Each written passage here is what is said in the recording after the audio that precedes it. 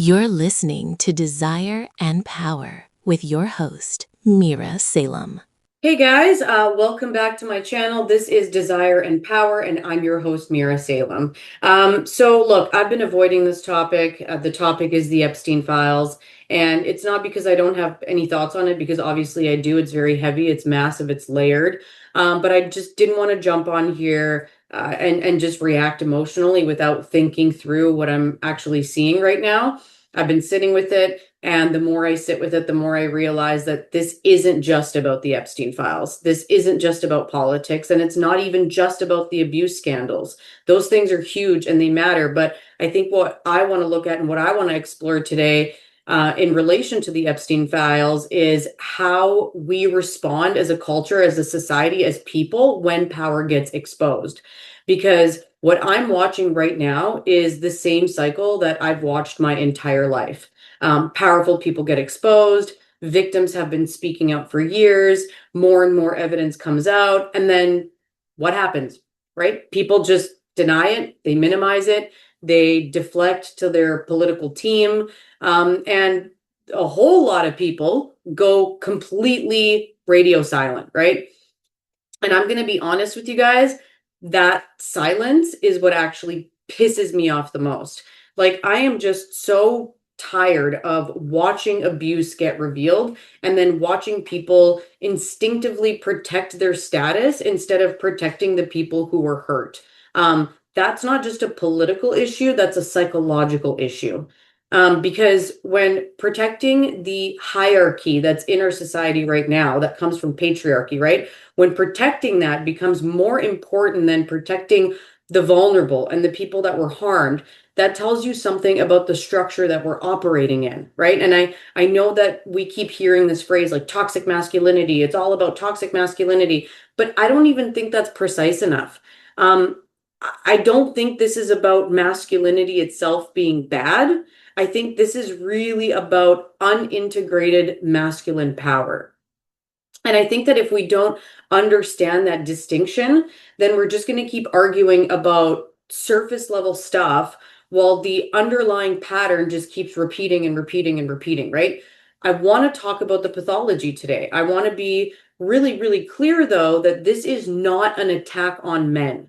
So please, set those walls down, let yourself be open-minded, and listen to what I'm about to say today, because this is a challenge. And I really want you to think about the fact that if you consider yourself an ethical man, I want you to ask yourself, what does your integrity actually cost you? Because ethics that cost you absolutely nothing, like that's not ethics. It's not. It's comfort. And I genuinely believe, like truly with all my heart, that the future depends not on destroying masculinity, but on integrating healthy masculinity. Okay?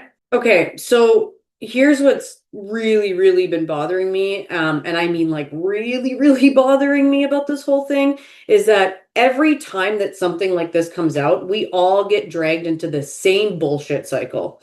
We start arguing about the details, the names, the political teams, who's covering for who's spinning it better, and then it just becomes this massive distraction. And I know that the details matter. I'm very aware of that. I'm not saying that they don't, but we get so locked into the spectacle of it all that we never actually zoom out and ask why this is happening in the first place. This isn't new, right? I know that a lot of people think it's shocking, but it's not really that shocking, right? This isn't some random glitch in the system. This is a pattern. And the pattern is that powerful men abuse power. Institutions then scramble to protect those men. Victims try to speak out. And then society, or at least a really big chunk of it, either downplays it or deflects it or just goes completely fucking quiet. And I'm sorry, but at some point we have to stop pretending that this is just about a few bad guys who slip through the cracks, because it's not. It's about the kind of behavior that our system actually rewards. And that's really, really important, because if you are dominant and strategic and emotionally shut down and loyal to your circle no matter what, and willing to protect status over truth, then you're going to rise in certain environments. And that's just the reality of the world that we live in. But if you are the man who publicly stands up and says, this is wrong, I am not backing this, especially when it implicates your own group, then you're obviously taking a risk. You're risking your reputation, your relationships, your position. And a lot of men have been conditioned their entire lives to understand that stepping out of line is met with consequences, usually social consequences, right? So then we all act surprised when the people at the top are morally compromised. Like, guys, we built a structure that quietly rewards that shit. And this is where people get reactive when I talk about it because they think that I'm attacking men or masculinity itself, right? And I'm not. Masculine energy, healthy masculine energy is strength and direction, leadership, protection, and those things are necessary. We need that. Society falls apart without it. What we don't need is power that is completely detached from empathy and accountability. We don't need dominance without restraint. We don't need this version of masculinity that thinks that being powerful means never being questioned and never being held accountable. That is what I say when I mean unintegrated masculine power. It's power that never learned to regulate itself. It's power that never learned how to sit with guilt or responsibility. It's power that prioritizes the hierarchy over actual human beings. And the part that makes me really, really, really angry is not that just like predators exist, because they've always existed. What makes me angry is the ecosystem that protects them, the shrugging, the minimizing, the constant freaking moving of goalposts, the way that people suddenly become skeptical only when it threatens their side. That is not neutrality, that is complicity. And if we're not willing to talk about that layer, then we're just going to keep having the same scandal every few years and we're going to act shocked every single time. So, yeah, I mean, we really do need to talk about the part that honestly makes me even more angry than the predators themselves, right? The silence, because that's what it comes down to. Because I know for a fact that men are listening to this who are not monsters. They're not out there abusing people. They're not trafficking anybody. They're not committing crimes. Okay, that's not what I'm saying. But there are men who are watching this happen and are choosing to stay silent, right? Like, you're watching the spin. You're watching all the minimizing. You're watching people deflect and then suddenly become very concerned about due process only when it's somebody on your team. And maybe that makes you feel uncomfortable. Maybe it even pissed you off privately, but you're not saying shit. And I want to actually unpack that without pretending that it's simple because I don't think that most men stayed silent because they like secretly love corruption. I don't. I think that a lot of men have been conditioned into hierarchies where loyalty is survival, where you do not publicly embarrass your side, where you don't call out powerful men in your circle, right? Because breaking rank is then going to make you look weak or disloyal or like you're trying to score moral points. Male hierarchies are absolutely ruthless about that kind of stuff. Like, from the time that boys are young, they learn that status matters. They learn that respect matters, right? Don't look soft. Don't be the guy who betrays the group. And so when something like this happens and it implicates powerful men, there's this internal tension, right? Because you know abuse is wrong, obviously, but you also know that speaking up might end up costing you socially. It might cost you credibility in certain circles, right? It might cost you friendships. It might cost you opportunities. And that's the moment that actually defines who you are as a man, okay? Not when it's trendy, not when everybody agrees, not when there's like applause waiting for you on the other side. What matters is what happens when you are uncomfortable, when it's awkward, when it might make other men look at you sideways. That is actually where healthy masculine integrity lives. And I think that this is the part that we have to be brutally honest about here is that silence is easier. It just is. Okay? It's always been easier. It's so much easier to just say, well, we just don't know everything yet. We just gotta wait. We just gotta wait, right? It's easier to wait for the news cycles to move on, and it's easier to convince yourself that speaking up isn't going to change anything. But if your ethics only show up when they don't cost you anything, then they're not really ethics, they're branding. Okay. And I'm not saying this to shame anybody. I'm saying this because if we actually want this shit to stop repeating, then some men are going to have to decide that protecting vulnerable people actually matters more than protecting their place in the pecking order. That's the real shift.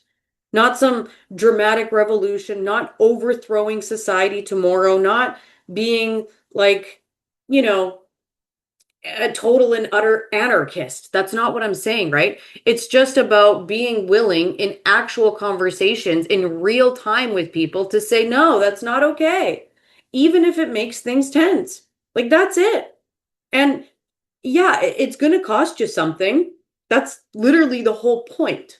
So let's flip this for a second because I don't want this whole episode to just be me calling out what's broken without actually saying what the alternative is, right? Because if unintegrated masculine power is the problem, then what the hell does integrated masculinity actually look like? And I just want to make this so clear. I am not talking about softer men. I am not talking about men shrinking themselves or walking around apologizing for freaking existing. That is not what I'm talking about in any way, shape, or form. Okay, that's not the point. Integrated healthy masculinity is strong, it's grounded, it's disciplined. It's a man who knows that he has power and doesn't need to constantly flex that power in order to feel secure. Okay. It's a man who can lead without bulldozing everybody in the room around him. It's a man who can admit that he's wrong without spiraling into defensiveness or trying to dominate every single conversation to save face. And honestly, it's a man who understands that if you have power, then protection comes with it.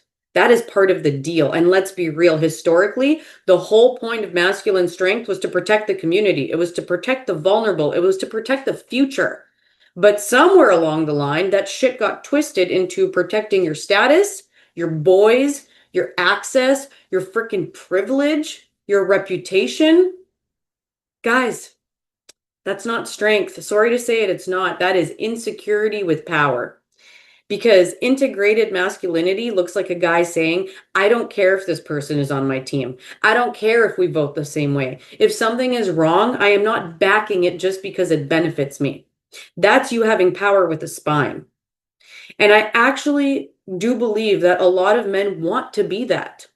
I don't think that men wake up thinking like, how can I uphold corruption today? They don't. That's ridiculous. But I do think that a lot of men have been shown a very like narrow version of what masculinity is supposed to be. They've only been taught how to compete, how to win, and how to climb.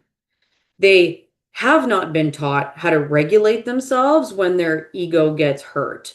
They haven't been taught how to challenge other men without feeling like they're losing their status.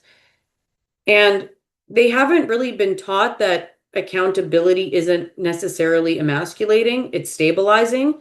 And that gap is a really big fucking deal.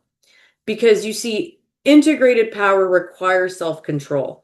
It requires being able to sit with discomfort and without immediately lashing out on people.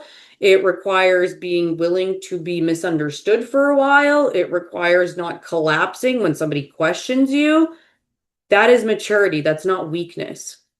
And if we're being honest, if we actually care about the long-term survival of our society, like, and I really do think this matters, right? Because survival of our society is more important than winning your next argument, right? And if we're thinking about that, then we can't keep rewarding the loudest, most shameless, most dominance obsessed version of masculinity and then act shocked when it produces this absolute freaking chaos. We need men who can hold power without being consumed by it and who don't treat accountability like an attack, who don't treat women speaking up as a threat, who don't need to silence people in order for them to feel like they're in control. That's what integrated masculinity looks like. And that's a choice. So let's stop talking about this like it's some abstract philosophical debate about masculinity and systems and whatever, because at the end of the day, this either shows up in your real life or it doesn't. So, what does it actually look like in your real life, right? It looks like you being in a conversation with a bunch of your buddies, and then somebody starts downplaying what happened and they start making it about politics instead of the actual harm, or they start doing that thing where they like become extremely concerned about like waiting for all the facts, and it's only when it protects somebody powerful, we know that. But what do you do in that situation, right? Do you feel tension in your body? Do you ignore it, or do you actually open your mouth? Not because you want attention or because you're trying to secure moral points, but because something in you knows that if you continue staying quiet, then you are participating in this. And I know that people really don't like hearing it, but it's true because I know that silence feels neutral to everybody, but most of the time it is just comfort disguised as neutrality.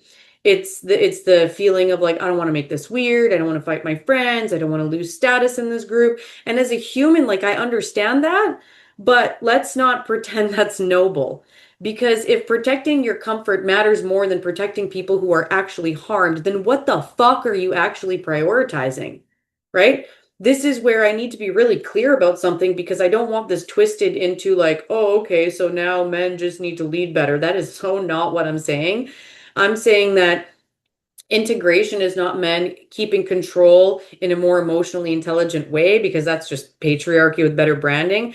I'm actually saying that integrated masculinity also means being secure enough to share power, right? It means that you're not panicking when women lead. It means that you're not needing to be at the head of every fucking table to feel relevant. It means that you're not suddenly controlling everything while telling yourself that you're being progressive. Because if your sense of worth absolutely collapses the second that you're not the one in charge, that's not strength. That is fragility wrapped in dominance. Um, and I think that part really matters a lot because a lot of men have been taught that leadership equals identity. And if you're not leading, then you're losing, right? If you're not at the top, then you're weak. So even when they intellectually agree that women should lead, there's still this like unconscious grip on control. And integration to me means loosening that grip. It's being able to say, yeah, I have power and I don't need to hoard it. It's being able to support women who are leading without making it about yourself. It's about being able to step forward when protection is needed and then step back when collaboration is needed. That is real strength. And none of that requires some dramatic public performance. It just starts in conversations. It starts in rooms with your family. It starts in moments where you could very easily let something slide, and instead you just make a choice not to. You don't need to be perfect. You don't need to have the perfect argument. You just need to be freaking willing to not hide behind silence because silence is convenient. That's it. That's the only shift we need to make here in order to change the entire trajectory that we're on right now.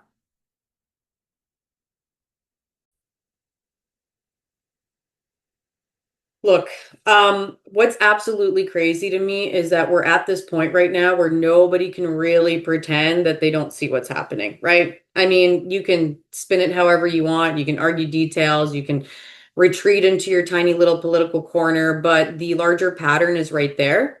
And, once you see that pattern, you can't really unsee it. So the question isn't like, oh, is any of this real? The question is like, what am I going to do about it? um, because it's easy as hell to privately agree and it's easy to listen to this and think like, yeah, no, yeah, that makes sense. Yeah, totally. And then just go on about your day, right? That doesn't cost you anything. That doesn't shift a damn thing.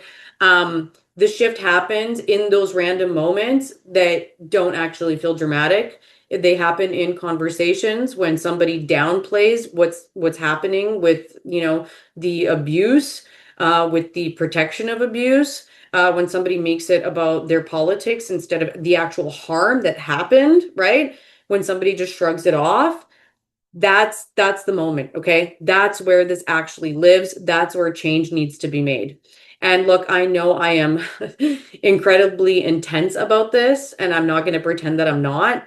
I'm super intense because I've seen what unintegrated power does, and I am so fucking sick of watching the same bullshit pattern play out while everybody keeps acting surprised. But I'm also intense because I genuinely think that men are capable of more than this.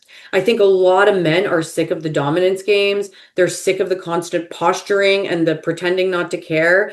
And I think there's something just like way more mature available here, but it only matters if it shows up when it's inconvenient, when it costs you a little social discomfort, when it makes things awkward, when it would honestly just be easier to stay quiet, right? That's it. That's the whole thing. And I don't think this is hopeless. If I did, I wouldn't be talking about it today. I just think that we're in a moment where this could actually shift, but it's not going to shift because we all vibe about it privately. It shifts when people actually stop defaulting to comfort and start choosing integrity instead. That's where this whole thing is going to crack open. And that's the thing that's going to lead us into a better future. So for now, I'm angry, but I'm angry because I believe that something better is possible. And if you are listening to this and you do consider yourself an ethical human being, then this is just an invitation to check yourself in those moments. That's it. Okay. So if you made it all the way to the end of this episode, seriously, thank you so much. I know this was a heavy topic.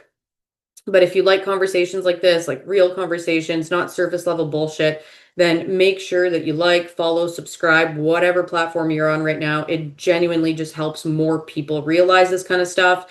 And if you want to go deeper with this kind of work, check out the links in the show notes. I've got resources there, ways to work with me, all of that.